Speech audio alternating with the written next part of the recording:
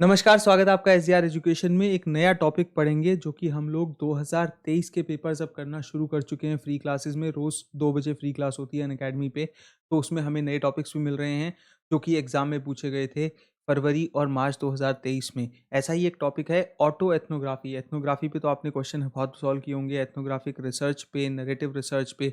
ऐसे ही auto ethnographic research या auto ethnography क्या होती है और उसकी टाइप्स क्या हैं, इसके बारे में बात करेंगे।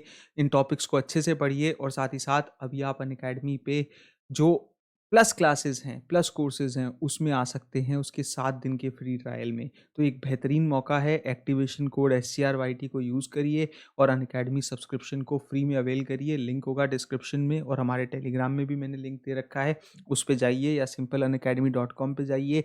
NTA, UGC, net and set exams के गोल को चुनिए, फ़ोन नंबर डालिए, OTP से वेरीफ़ाई करिए और आपका 7 दिन का फ्री ट्रायल शुरू हो जाएगा एक्टिवेशन कोड SCRYT कोड को डालते ही। और फिर आप 7 दिन प्लस के कोर्सेज़ देख पाएँगे। और अब अनअकैडमी ने 5 तारीख तक जो है ये आप लोगों के लिए बढ़ा दिया है, एक्सटेंड कर दिया है। तो अब 2 दिन आपको जो है वो एक्स्ट्रा दे दिए हैं, पहले 3 तारीख तक ही था। तो ज़रूर कर लीजिए प्लीज़, अगर आपने अभी तक इसे नहीं किया है NTA UGC नेट का सब्सक्रिप्शन। एक क्वेश्चन आया 14 मार्च के पेपर में, जो आज मैं 10 बजे की क्लास में 10 से साढ़े 11 बजे सॉल्व भी करवाने वाला हूँ। यही 14 मार्च का पेपर, इसमें कई नए टॉपिक्स हैं, तो हम ये पेपर कर रहे हैं। लिंक मैंने कोर्स का आपको टेलीग्राम में दे रखा है, वहाँ से ले लेना। तो 3 टाइप्स ऑफ ऑटो एथनोग्राफी क्या होती है? तो अनऑब्जर्व्ड टेल्स या कन्फेशनल टेल्स या इम्प्रेशनिस्ट टेल्स या क्रिटिकल टेल्स या फॉर्मेटेड टेल्स। तो इसका सही उत्तर था BCD, मतलब कि सेकंड ऑप्शन। तो ये जो सेकंड ऑप्शन है, जिसमें कि कन्फेशनल आ रहा है, जिसमें कि इम्प्रेशनिस्ट आ रहा है और जिसमें कि क्रिटिकल आ रहा है, तो फॉर्मेटेड और अनऑब्जर्व्ड टेल्स जो होती हैं वो ऑटो एथनोग्राफी में नहीं आती हैं। अब ज़रा बात करते हैं, ये तो चलो शिफ्ट 1 का पेपर हो गया 2023 का 14 मार्च का। होता क्या है ऑटो एथनोग्राफी का मतलब? तो देखो, समटाइम्स इसे किया जाता है ऑटो और एथनोग्राफी, 2 शब्दों का मिक्सचर। ऑटो में जैसे ग्रीक में हम बोलते हैं सेल्फ होता है उसका मतलब, और एथनो उसका मतलब होता है पीपल। ग्राफिया का मतलब होता है राइटिंग। तो एथनोग्राफी का मतलब होता है लोगों के बारे में लिखना। एथनोग्राफिक रिसर्च जो कल्चर को स्टडी करती है ऑब्जर्वेशन के मेथड के थ्रू, पार्टिसिपेंट ऑब्जर्वेशन के थ्रू। इसी तरीके से सेल्फ मतलब खुद के बारे में।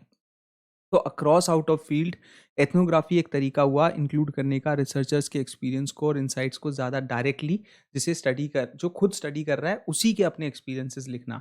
तो ऑटो एथनोग्राफी एक ऐसा रिसर्च का तरीका हो जाता है जिसे ऑटोबायोग्राफी और एथनोग्राफी दोनों शब्दों को आपने मिला दिया, और फिर इसके थ्रू रिसर्चर रिफ्लेक्ट करता है खुद के पर्सनल एक्सपीरियंसेस पे कि भाई मैं रिसर्च करने के दौरान मुझको क्या लगता है। तो किसी भी कल्चर और फिनोमिनन के बारे में पढ़ने, ऑब्जर्व करने, रिसर्च करने के दौरान उसको खुद को क्या लगता है, खुद के एक्सपीरियंसेस को जब वो कन्वे करता है, तो उसे एथनोग्राफी में ऑटो एथनोग्राफी कह देते हैं। आई होप आपको टॉपिक यहीं पे समझ में आ गया होगा, क्लिक कर गया होगा। तो एक होती है इसकी कन्फेशनल टाइप की, जहाँ ना मैं कुछ कन्फेशन करना चाहता हूँ, जहाँ पे मैं ना अपना कोई पर्सनल एक्सपीरियंस या रिफ्लेक्शन जो किसी पर्टिकुलर चीज़ पे जो बड़ी प्राइवेट हो, या किसी ने महसूस किया हो कुछ ऐसा जो टैबू हो, जिसके बारे में ज़्यादा बात नहीं होती हो। तो ऐसी चीज़ें जब वो लिखते हैं, या तो अपनी किताब में लिखेंगे, ऑटोबायोग्राफी में लिखेंगे, या मेंशन करेंगे, या कभी स्टोरी में सुनाएंगे, तो आपने देखा होगा कि हम ना लोग बहुत इंटरेस्टेड होते हैं, जो लोग सर्वे लेते हैं उनके पर्सनल एक्सपीरियंस जानने पे, जो लोग ऑब्जर्वेशनल स्टडी करते हैं उनके पर्सनल एक्सपीरियंस जानने पे। तो वो वहाँ पे अगर कोई कन्फेशन करते हैं तो उसे कन्फेशनल टेल्स कहा जाता है, जो कि ऑफन इमोशनल होती है। और कभी हम अपनी स्ट्रगल बताते हैं किसी चीज़ को करते हुए हमारी क्या थी। जैसे बहुत से लोग जो अफ्रीकन ट्राइब्स में उनके बीच में रह के आते हैं, वो बताते हैं कि उन्होंने क्या ऐसी चीज़ें देखी, उनके साथ क्या क्या बीता ये पार्टिसिपेंट ऑब्जर्वेशन रिसर्च करने के दौरान। कभी कभी कुछ ऐसे किस्से भी होते हैं जो उनको बहुत इमोशनल कर देते हैं, वनरेबिलिटीज़ उनकी दर्शाते हैं। तो वो होती है कन्फेशनल टेल्स। कई होती है इम्प्रेशनिस्ट टेल, मतलब कि मुझको क्या लगा किसी चीज़ को देखने में। तो मैं रिसर्चर जब एक बताएगा कि उसका सेंसरी एक्सपीरियंस क्या था, उसने इन्वायरमेंट का खुद कैसे मीनिंग निकाला।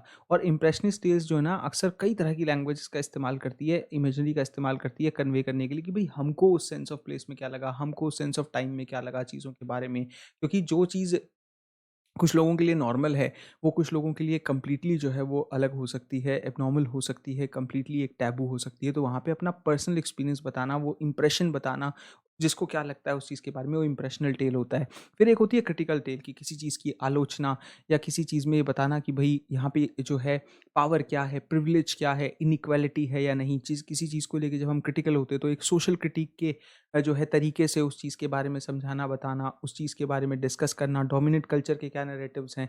बहुत सी बार कुछ कल्चर्स को एक्सप्लोर करते हुए आपने देखा होगा कि अंग्रेज़ लोग यहाँ से आके वीडियो बना के ले जाते हैं, फिर वहाँ पे बताते हैं कि हाँ एक कमेंट्री दे देते हैं जो कि बैकग्राउंड में चल रही होती है, विजुअल चल रहे होते हैं, फिर वो उसमें बताते हैं कि भई ये चीज़ें क्या है, इसमें क्या है। डिस्कवरी के बहुत शोज़ इस तरीके से आते हैं, आपने देखा होगा। तो ये एक तरीका हो गया। अब मैं आपको बेसिक से थोड़ा और समझा देता हूँ कि देखो जो भी ऑटोबायोग्राफिकल जॉनर है ना, वो ऑटो एथनोग्राफी है जिसमें आप एक ऐसी एकेडमिक राइटिंग कर रहे हो which drawers on and analysing and interpret the lived experience, जो ऑथर का खुद का लिव्ड एक्सपीरियंस वो बता रहा है, एक रिसर्च करते हुए, एक एथनोग्राफिक रिसर्च करते हुए। तो उसकी सेल्फ आइडेंटिटी को, उसके कल्चरल रूल्स को, रिसोर्सेज को, कम्युनिकेशन की प्रैक्टिसेस को, उसके अपने tradition, premises, symbols, rules, shared meanings, emotion, value, social, cultural और पॉलिटिकल इश्यूज को दर्शाए।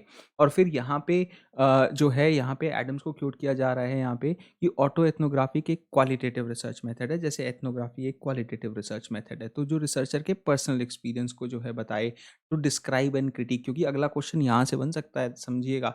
हमेशा क्वेश्चन एक ही तरह का नहीं बनता एक टॉपिक से। तो जो डिस्क्राइब करे, क्रिटिक करे कल्चरल बिलीफ्स को, प्रैक्टिसेस को, एक्सपीरियंसेस को, वो हो गया। एक्नॉलेज और वैल्यू करे कि रिसर्चर की रिलेशनशिप क्या रही इस दौरान। आपने देखा होगा बहुत सारे इफेक्टिव गाइड्स होते हैं जब वो ट्राइब्स में ले जाते हैं, एथनोग्राफिक रिसर्च हो रही होती है पार्टिसिपेंट ऑब्जर्वेशन मेथड के थ्रू। फिर deep and careful self reflection करें कि उनको खुद को क्या लगता है, रिफ्लेक्सिविटी या रिफ्लेक्शन से हमको हमारे जो हमने चीज़ें की हैं उसमें क्या फ़र्क आ रहा है, ये समझने का मौका मिलता है। पीछे मुड़ के जब हम देखते हैं किसी चीज़ के बारे में, तो क्या सही, क्या गलत, क्या एक्सपीरियंसेस रहे, ये हमको जानने को मिलता है। Shows people in the process of figuring out कि भई क्या करना है, how to live and meaning क्या है उनकी स्ट्रगल्स का। बैलेंस करना इंटेलेक्चुअल और मेथोडोलॉजिकल रिगर कि भई हमने जिस तरीके से इमोशन को, क्रिएटिविटी को इस्तेमाल किया, मेथोडोलॉजी को इस्तेमाल किया, तो वो क्या सही था, क्या गलत था, उसमें इंटेलेक्चुअल एस्पेक्ट क्या था, उसमें बैलेंस है या नहीं है इमोशनल और इंटेलेक्चुअल एस्पेक्ट में।